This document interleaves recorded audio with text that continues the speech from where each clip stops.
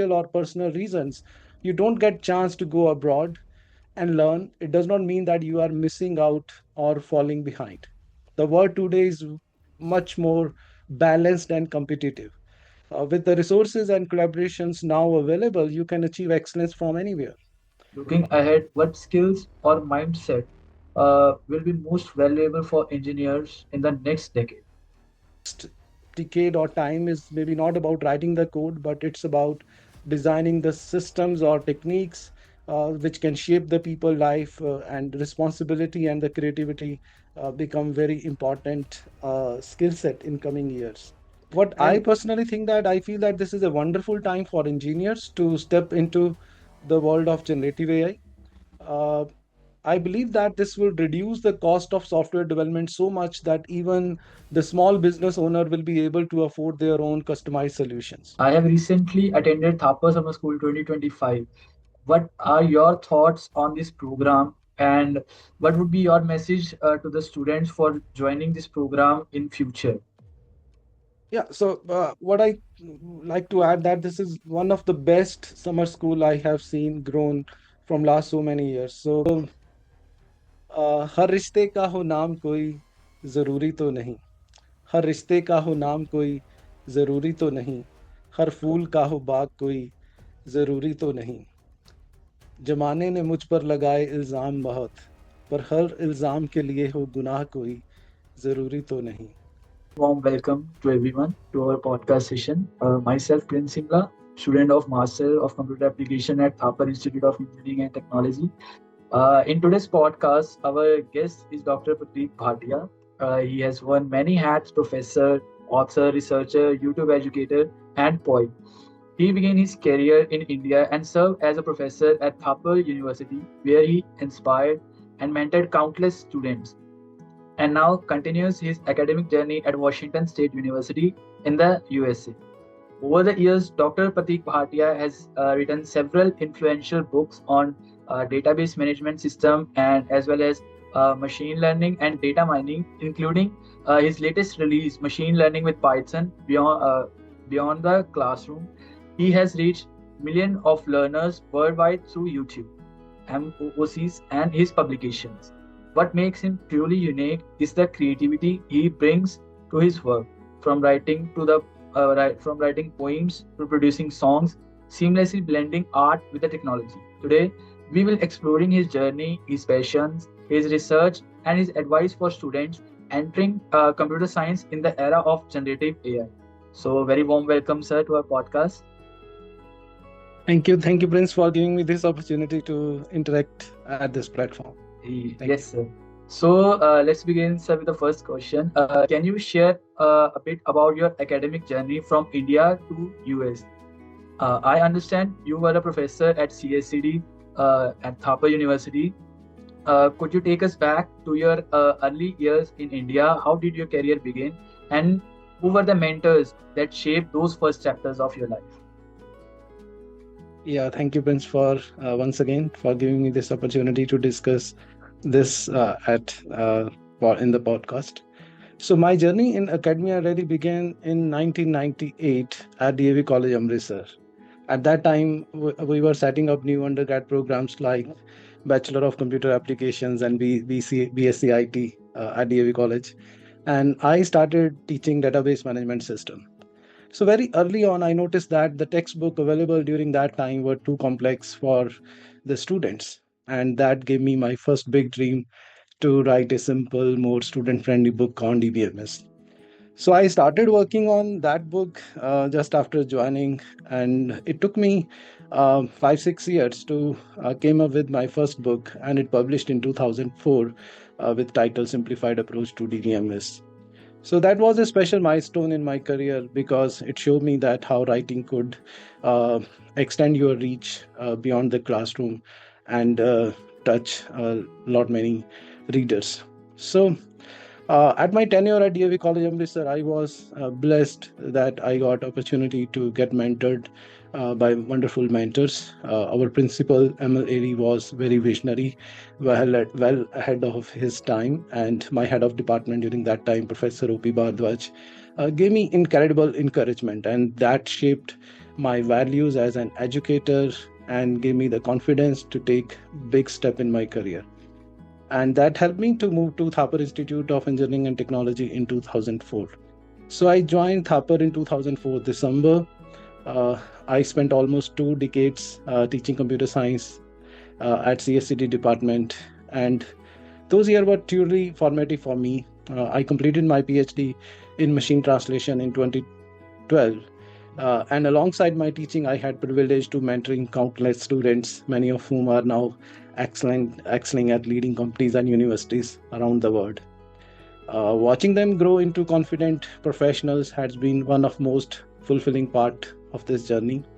During this period at Thapar, I continue my writing passion and I authored data mining and data warehousing with Cambridge University Press.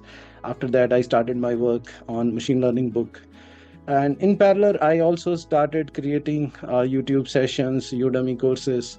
So it helped me to extend my classroom teaching beyond the campus and helped me to reach millions of learners across India and world. Uh, my time at Thapar also gave me opportunity to grow as an administrator. I served the institute in various capacity. I acted as warden of Hostel H, Hostel J, got opportunity to serve as associate dean of student affairs.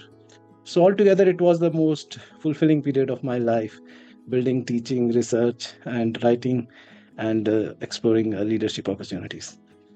Okay. So very creative and a long journey you have gone through at the Thapar University. So after such a rich journey in India, from completing your PhD to authoring books and serving in leadership roles at Thapar, what ultimately brought you to the United States? Yeah, to be honest, coming to United States was never a planned decision for us. It really happened by chance, through circumstances in our personal life. So I would like to share my personal journey a little bit. So our life actually took dramatic turn in 2018 when when my wife, who was also associate professor in CSC department at Thapar Institute, was diagnosed with cancer. We began her treatment at Delhi, but unfortunately she relapsed, and soon we exhausted all the treatment options available in India. Then doctor suggested a treatment in Israel, and we somehow arranged the money, nearly 1 crore rupees, and using our own life saving and from the help of various family members. And we went to Israel in 2020 during COVID time. But sadly, that treatment did not work, and the doctor then recommended a bone marrow transplant.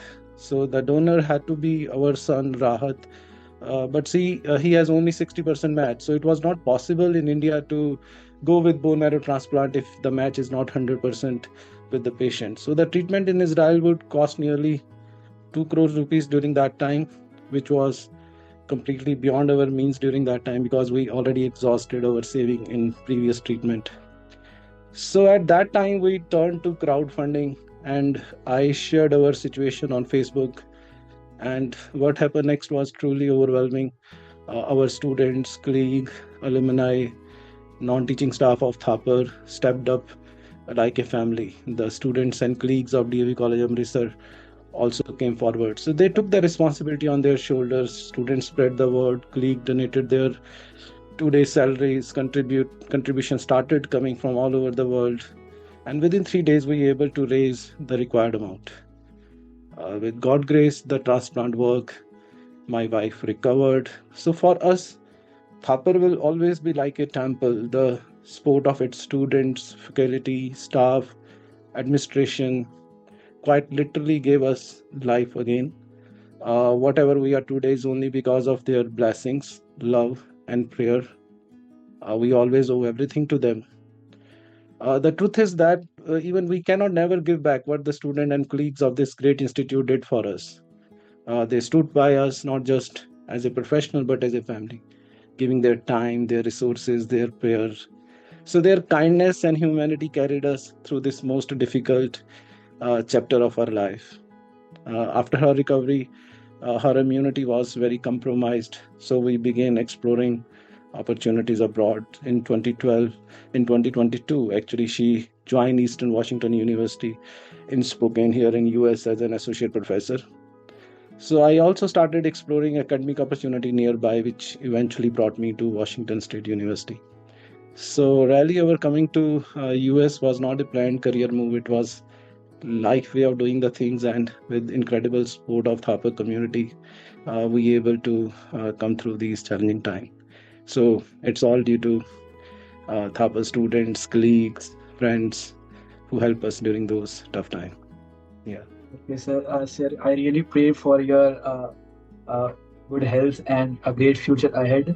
And I also want to say that you have earned family throughout the world. Beside of teaching and guiding the students, you have earned their hearts also.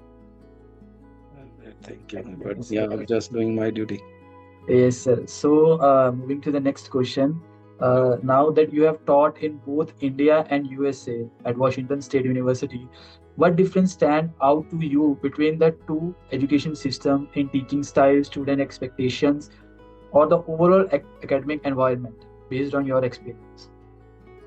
Yeah, that's a very good question. Actually, having taught in both India and here in US, I would say that the gap is not that big as some of people might imagine. I would say it's more like 1921 difference, but not 1990 difference.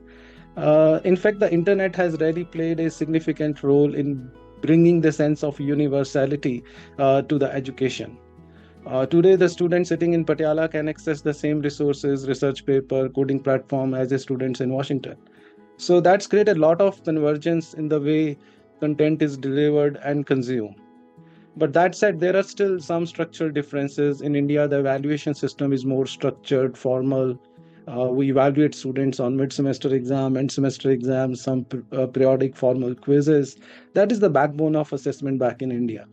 So it built a strong sense of discipline, conceptual clarity, but sometimes it leave less room for experimentation and project work. But while here in US, on the other hand, I see stronger tilt towards project-based learning, assignment-based evaluation. Students are encouraged to apply concept to open-ended problem, often in teams, and the learning process is much more continuous through those projects and thought-provoking assignments. So even here at Washington, we work very closely with industry. For example, we also have a capstone project here.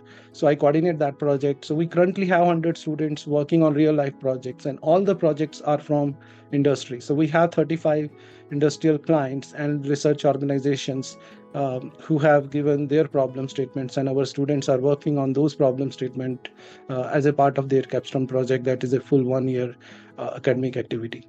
So it's an excellent way for students who experience real world challenges of engineering while still in the classroom settings. What really excites me right now is that the potential I see in India education sectors, thanks to the internet breaking barriers, with so many initiatives in the experiential and project-based learning. I believe that Indian institutions are doing wonderful. They combine their traditional strength in the theory with more applied and hands-on approaches. I also feel very encouraged when I see institute growing in such a positive way, building international collaborations, raising the confidence of students, faculty, and becoming stronger as a whole. The energy is very visible and it creates a ripple effect all across the campuses. This summer, I got opportunity to visit various institutes and I can feel that energy and confidence all across India. So now, of course, it's good for student to go out, explore, and set global exposure. But I also want to emphasize this that if for financial or personal reasons you don't get chance to go abroad and learn, it does not mean that you are missing out or falling behind. The world today is much more balanced and competitive. With the resources and collaborations now available, you can achieve excellence from anywhere.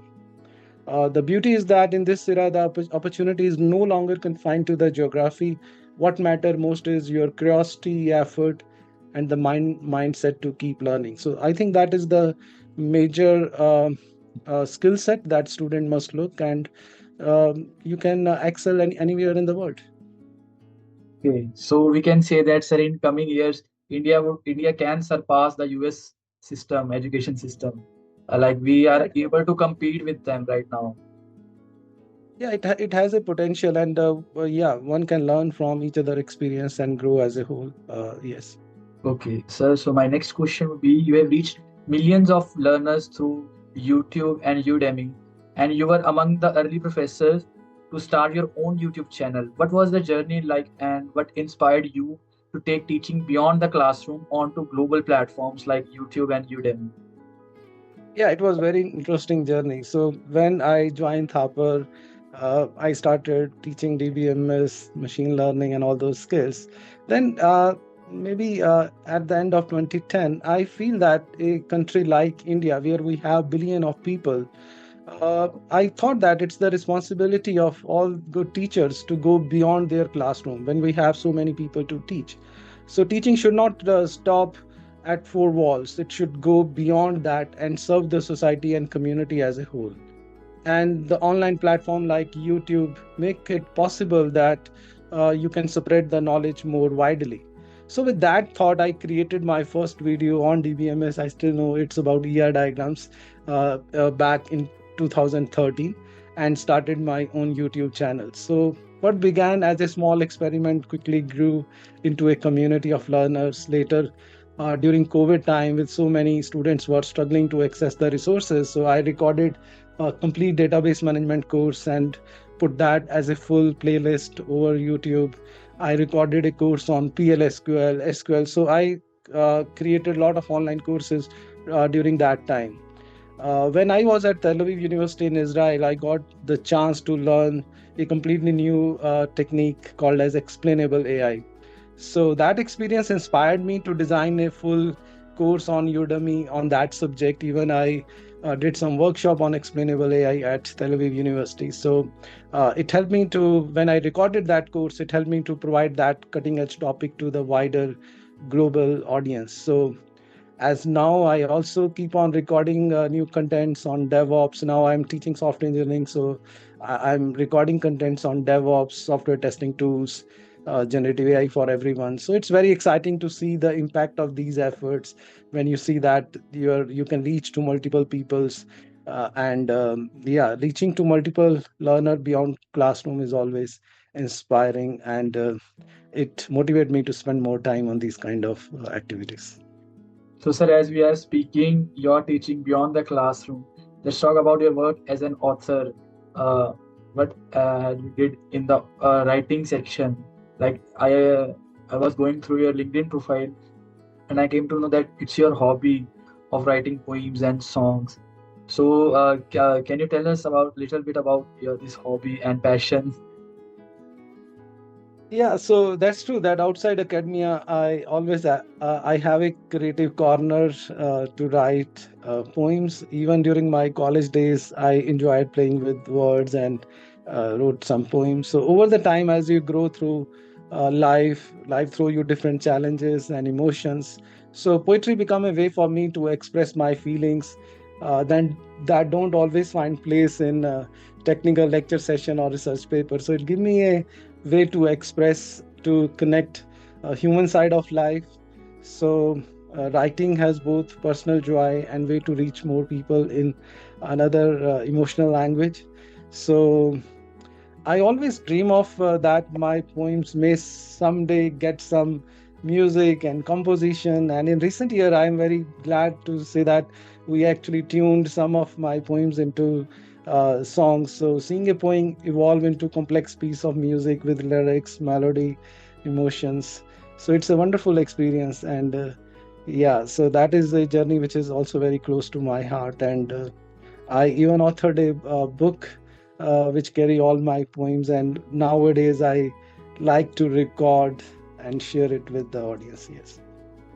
Sir, on my request, can we have a poem which you thought that changed your life, or which can describe your life and journey, which you have written recently?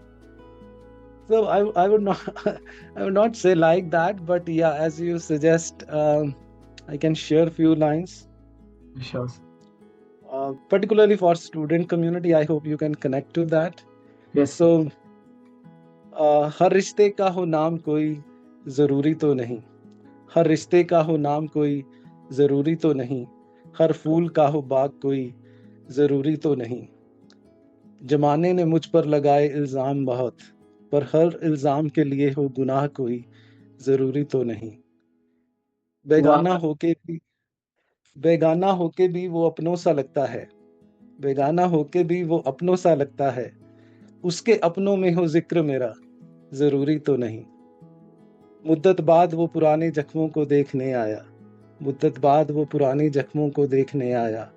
हर जख्म का हो निशान कोई, जरूरी तो नहीं।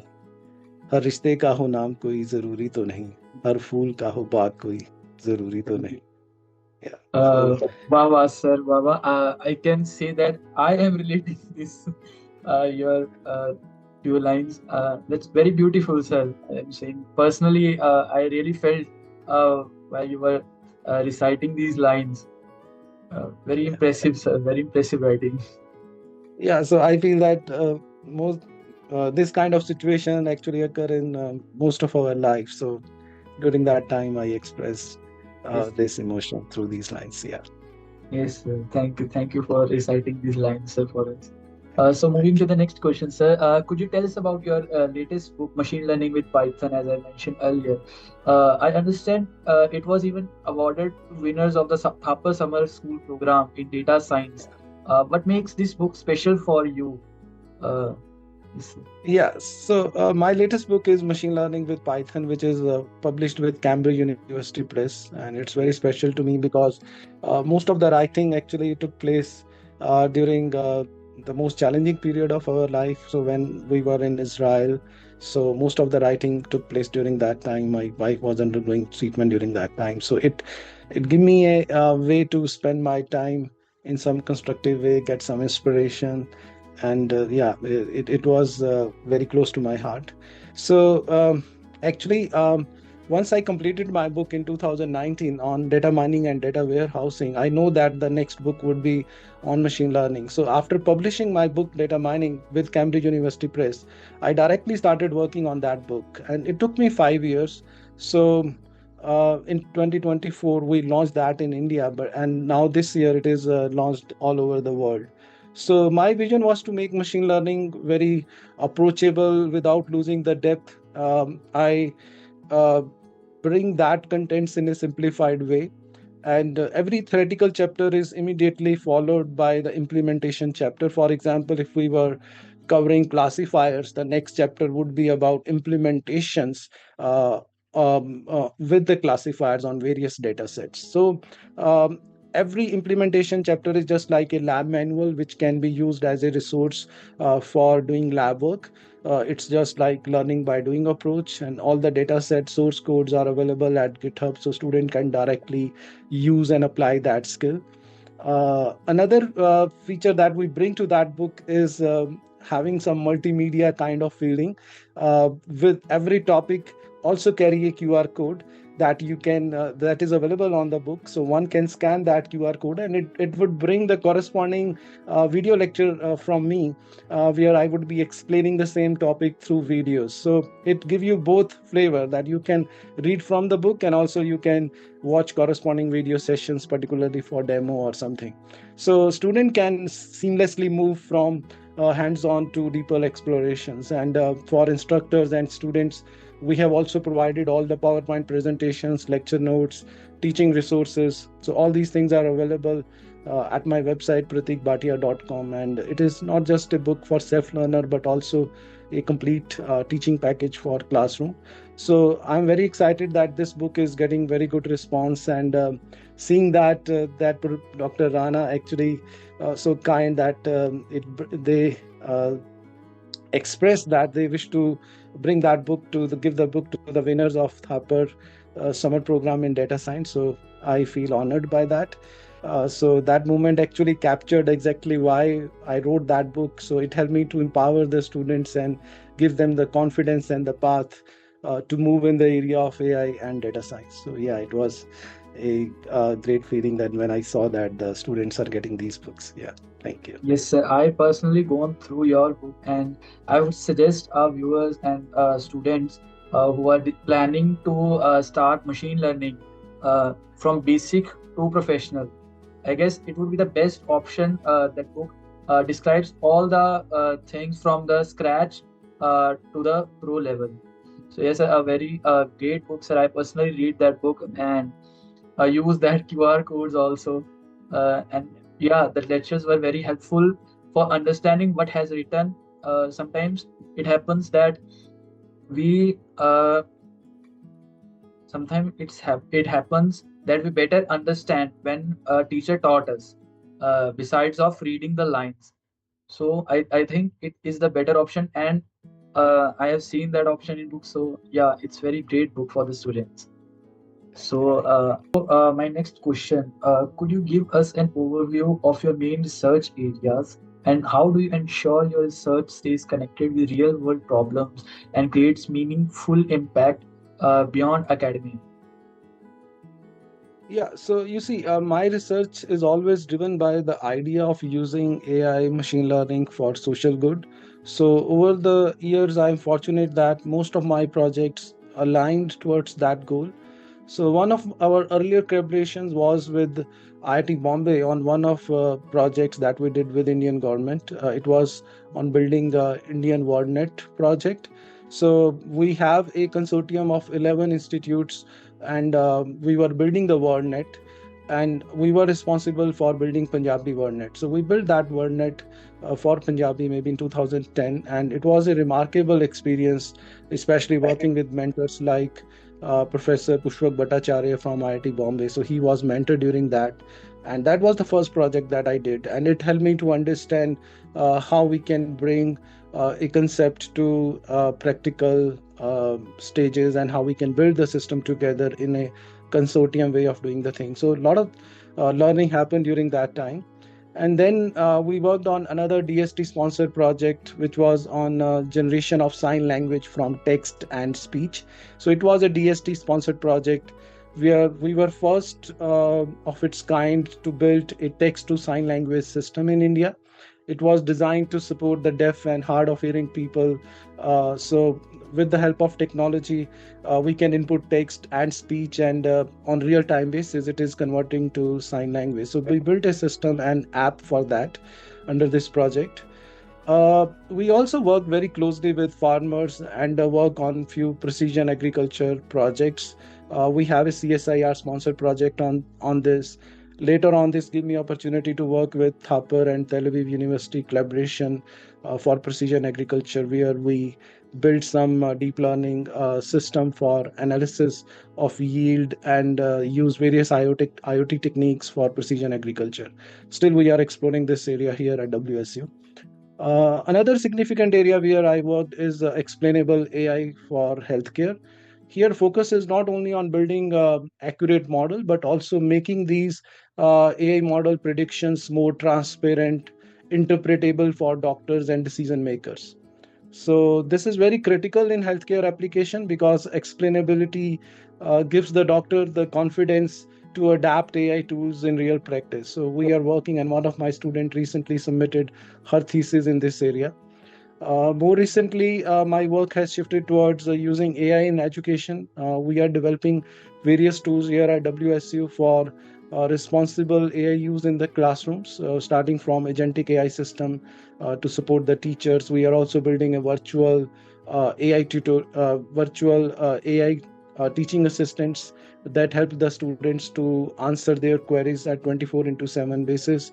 So the idea is to integrate generative AI in an education setting, so that we can remain it ethical, meaningful, and we can empower our learners.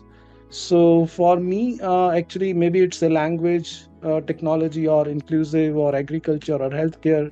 The common thread is always the same: to have something for our society and bring how we can move the research from lab to land. So creating a real world impact and touching people life through research is always a aspiring goal, and that inspire to have various research projects through this academic journey.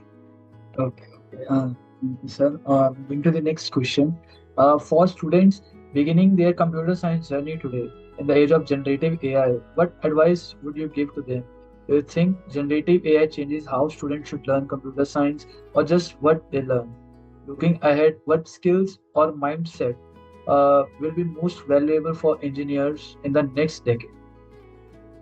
Yeah, this is a very great and insightful question, because you see that generative AI has completely changed the whole landscape, the way we do our business, and even the way we teach and the way we learn has been changed by generative AI. So what I personally think, that I feel that this is a wonderful time for engineers to step into the world of generative AI. Uh, I believe that this will reduce the cost of software development so much that even the small business owner will be able to afford their own customized solutions. So this will open the tremendous opportunity for budding engineers, not only to consider themselves as a job seeker, while to become a job creator, because they can build their own startup and start building the softwares for even small business owners. So generative AI make it possible to launch startup, build tool, bring ideas to life much faster than even before. If we talk about the use of generative AI in education, so it's very important that yes, having a strong foundation is very important. Of course, generative AI can help you to generate the code, explain the concept, even it can debug the program. But if you don't understand the fundamentals of algo, data structure, system design, then you will be just remain over the surface. So you can't go deep. So these basics are very important, and these basics give you ability to innovate with new tool instead of being just limited by them. So I think that first 2 years are very important to clear those fundamentals, build the solid foundation, and then you can go with those Gen AI tools where you can apply these skills to build complex system, and you can apply those knowledge to create wonderful solutions for the community. So it's important to consider AI as a collaborators. Don't consider that as a shortcut, but yes, as a partner which can as a creative partners. So it help you to accelerate your practice and experimentation, while you can focus more on high order problem solving skills. So I believe that in coming days or coming years, uh, each engineer would require a mix of skills, both technical and human side. On technical skills, problem solving, system thinking, ability to work across multiple domains like AI, cloud, robotics. So these skills are very important. You can't be remain just limited to one area. You have to learn the full pipeline in order to build this system.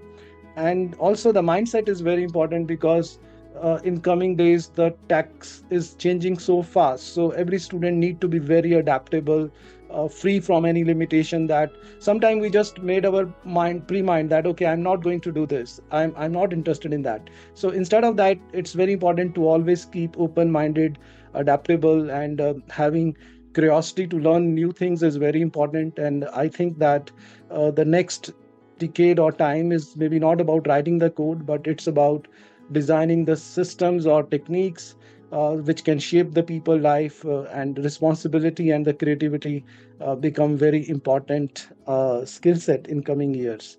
And the best thing about computer science is that it gives you ability to start something very quickly. You don't need massive investment as in traditional industry. You don't need to purchase heavy machinery to start a new startup. All you need just idea, passion, commitment, a laptop, and willingness to learn.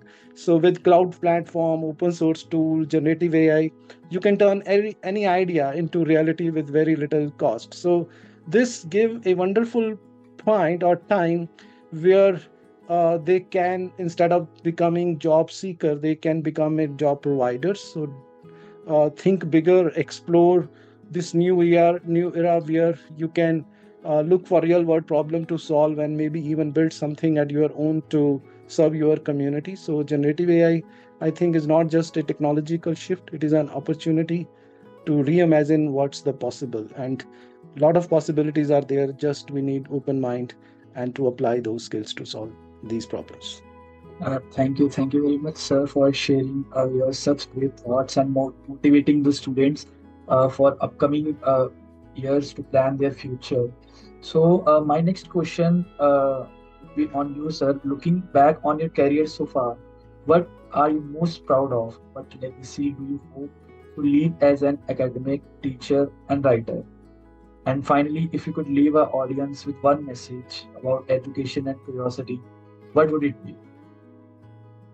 Okay, so when I look back, what I found that instead of everything which I have done so far, I think that the most important contribution is the students that I have mentored. Um, so seeing my students grow into confident professionals has been the greatest joy of my career so far. So that is wonderful to see how the student grow over time. And I always love to keep on contacting with my previous students. So they are just like our extended family. So it's very inspiring to see how they are doing wonderful in different parts of their life in various parts of the world.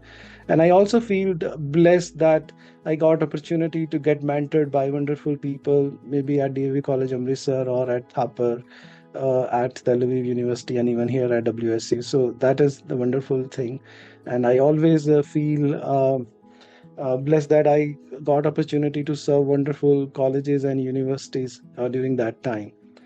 You also talk about the legacy. So I see it in a completely different way. So you see that the universe is very vast and each of us is very small, and ultimately everything is replaceable. So I don't think that we can leave something which we can aspire to remember forever. So it's more about just finding the joy and meaning what you do while you are here. So I find my purpose in teaching, writing, doing research. So this give me a feeling that okay, I'm able to give back something to this whole universe in a small way.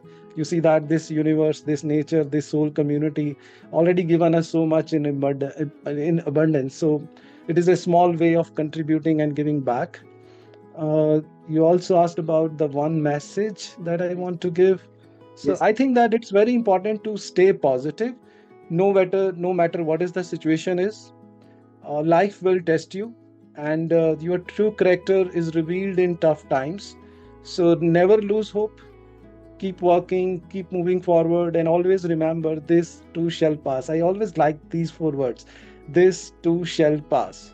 So if it is success, if it is your post, it always keep me reminded that this too shall pass. So it will help you to keep humble and grounded.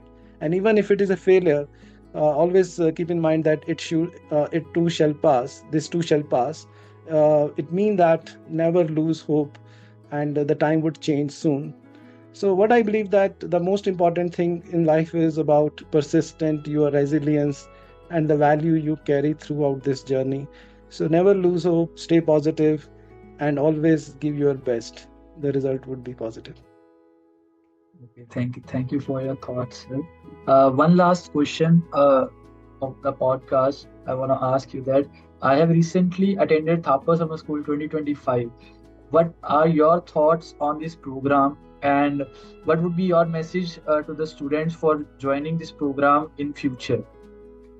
Yeah, so what I like to add that this is one of the best summer school I have seen grown from last so many years. So even when I was at Thapar, Rana sir was conducting that course, and with each year it has improved a lot. Now this is reached at a stage where it's very inspiring. The way Rana sir arranged this is inspirational, and the he bring the seniors to come to those summer school, and the students came and give and teach the students coming freshers.